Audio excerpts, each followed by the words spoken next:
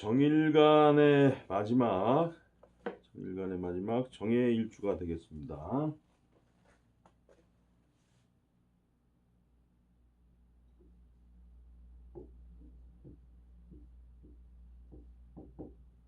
무갑임이 있죠.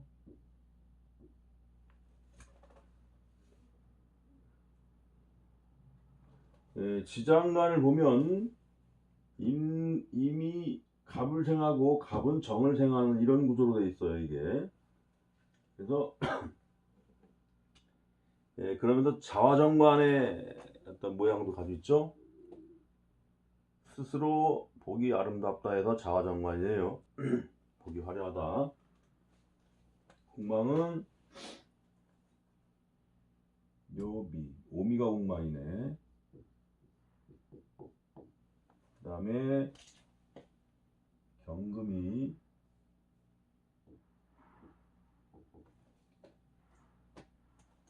병하고, 그 다음에 신금은 욕지에 들고, 욕자가 어떻게 되는 거예요? 그 다음에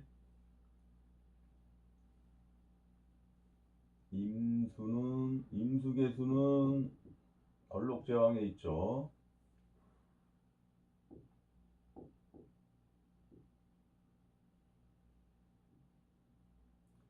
그 다음에 무토 절하고,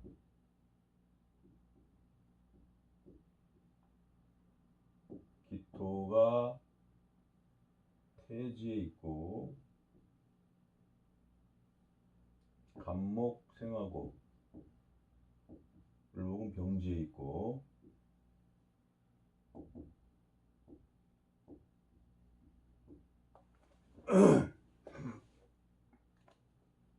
이런 모양으로 있는데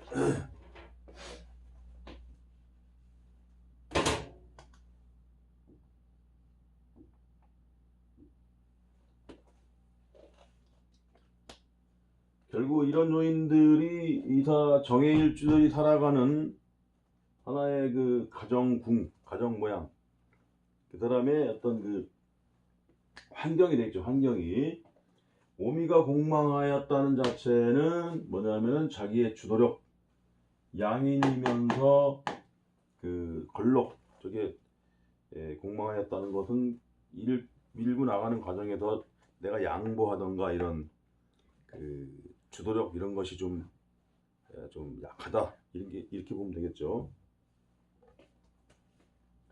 그래도 정일간 중에서 그래서 자화정관이고 병자일주도 좋지만 이것도 바람직한 모양을 가지고 있죠. 병자 같은 경우는 신금이 장생한다는 게 아주 좋은 거예요.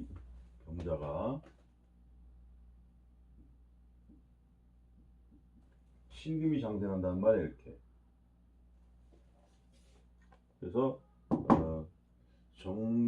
이것도 자화정관이고 같은 자화정관인데 여하튼 이건 천을귀인이고 이건 정점에서 신금이 장생한다. 주머니에 돈 많을 날이 없다 하는 게 이거고, 이 정해일주도 마찬가지로 가급적이면 주머니에서 돈이 많을 날이 별로 없는 일주 중에 하나가 이런 정관을 깔고 있는 글자들이에요. 경호일주 같은 경우도 어떻게 돼요?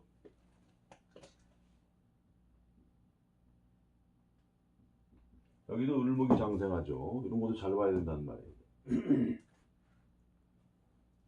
그 다음에 정관을 또 깔고 있는 게 뭐 있나? 무인, 기묘, 갑신, 을류, 이모. 이모 같은 경우는 뭐 재관쌍미니까 뭐 그렇고, 그 다음에 계사도 마찬가지네. 그 다음에 신사 같은 경우는 그 자체로 이제 좋은 의미가 있지만 재물 같은 경우는 그래도 어떻게 돼요? 그 욕지에 있죠. 그래도 어쨌든 이런 그 정관을 깔고 있다는 사람들은 굉장히 삶이 안정적으로 간다, 이걸 알 수가 있어요. 그리고 이제 간목이 장생한다는 자체가 항상 그 문서적인 문제나 아니면 학문적으로 꾸준히 하고자 하는 기질도 있고, 이 문서가 해중에 있다는 건 뭐예요? 해중에 있다는 거는 이 약간 지역적으로는 저 바닷가라든가 아니면은 저 강가라든가 그런 식으로 좀 문서가 좀, 좀 수중에 있죠. 수중에 있다는 것은 드러내놓고 있을 만한 그런 건물이나 땅은 아니다 이렇게 보면 돼요. 멀리 있거나 재개발지에 있거나 이런 식으로 그런 식으로 이제 문서의 어떤 형태를 가져갈 수 있는 그런 그 기구는 된다. 이렇게 보면 되겠죠. 추진력이 약하다. 너무 깔고 이제 일주에 대한 해석을 쭉 해 나가겠습니다. 정은 하늘의 별이요 달이다. 그리고 해수는 뭐냐면 만물을 생산하는 물이다. 따라서 태양과 달과 별과 같은 그런 존재가 물을 만났으니 성품이 유순하고 그 다음에 생산적인 사고를 가지고 있다. 매우 인품적으로 정관이므로 괜찮은 어떤 인품을 가지고 있다.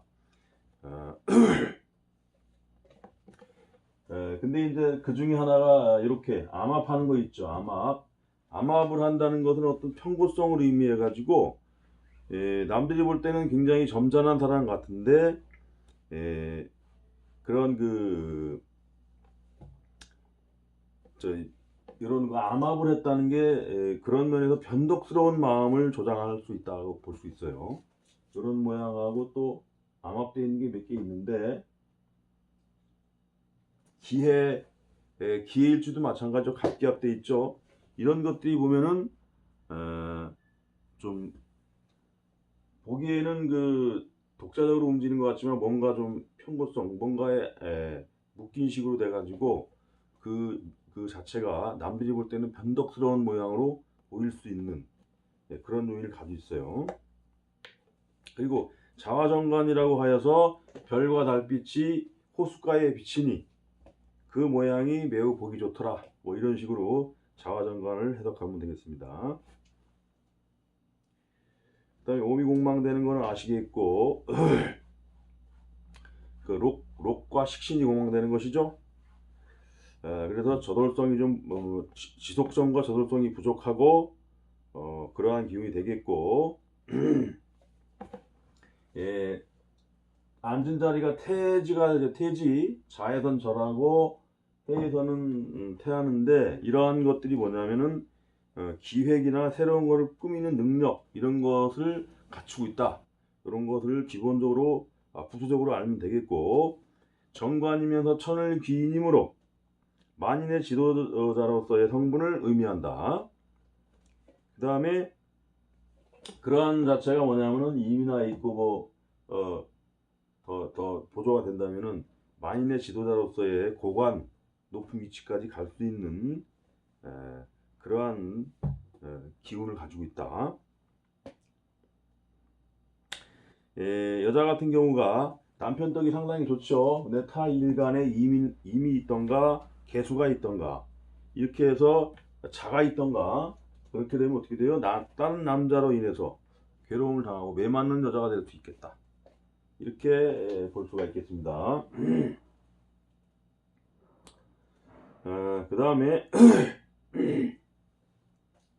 하여간 이 사주에서 여기 암압한다는 거, 암압하면서 뭔가 편고성을 가지고 있다는 것은 이렇게 잘 나가려고 하다가도 그 고집을 부려가지고 안 한다는 그런 기준이 나타나기 때문에 남들한테 고통을 줄 수 있다. 이것은 특징적으로 아시기 바랍니다. 그다음 육신관계를 보겠습니다. 육신관계는 남자 같은 경우 어떻게 됩니까? 경금이 병하고 정제가 되는 경금이 병지에 이른다는 건 뭐예요? 활발한 그 배우자로서의 활동을 못하고 골골 아플 수 있는 요인을 가지고 있고 신금 밖에서 남들이 볼 때 저 여자는 사회적인 활동이 왕성하네. 그러면서 집안 살림을 잘 못하는데 보니까 욕지에 앉아 있다는 건 뭐예요? 그 재물을 물 쓰듯이 막 쓰는 그런 형식의 배우자를 만날 가능성이 있다. 신금이 있을 때 경금이 있으면 이제 집안에서는 골골하겠죠. 그래서 그런 면에서 보면 남자 같은 경우는 배우자 덕이 약하고, 그다음에 모친 덕은 어떻게 돼요? 생하고 있으므로 보이지 않는 가운데 모친하고는 굉장히 유정한 모양을 하고 있죠. 을목은 태아인데, 태아니까는 뭐 을목은 크게 을목이 태가 아니지, 병지지.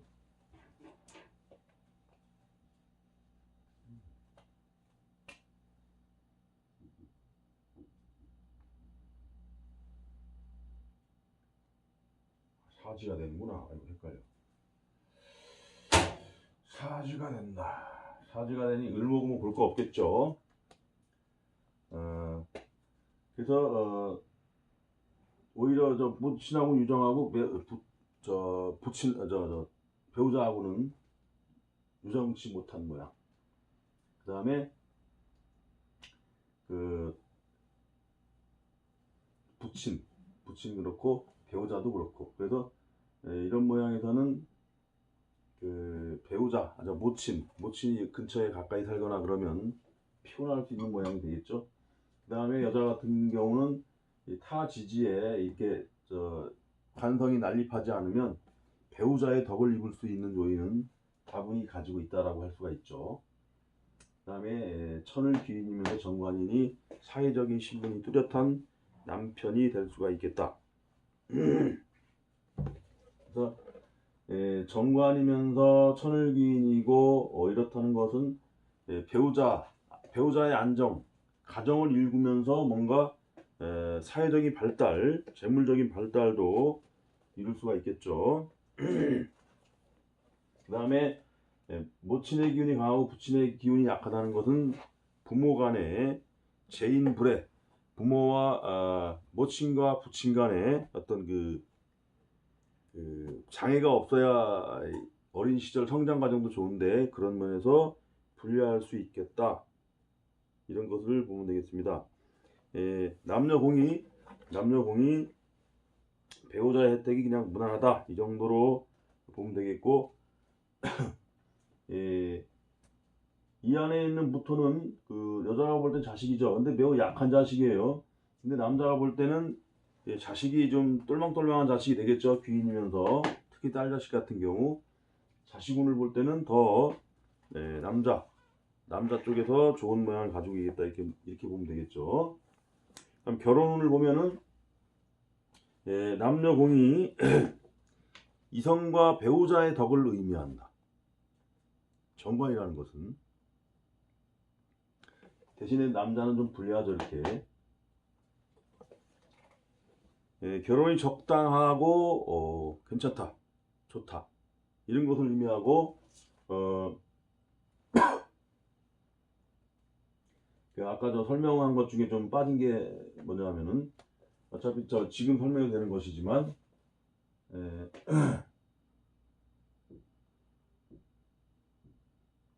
해가 있고 이런 모양이라면 어떻게 됩니까? 여자라면은 관성과 식신이 합을 하니 이것도 처녀 임신의 모양이 되겠죠. 처녀 임신의 모양이 되고, 남자라 그러면 어떻게 돼요? 남자라 그러면은 여기다 관성이 없네. 재성이.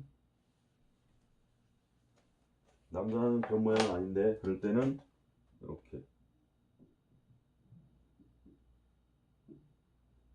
여기서 요렇게 이천이지가 됐던, 요렇게 이천이지가 됐던 두 조모, 두 모친, 또는 본인이 두 번 이상의 결혼을 의미하는데, 이런 모양에서는 자식을 낳고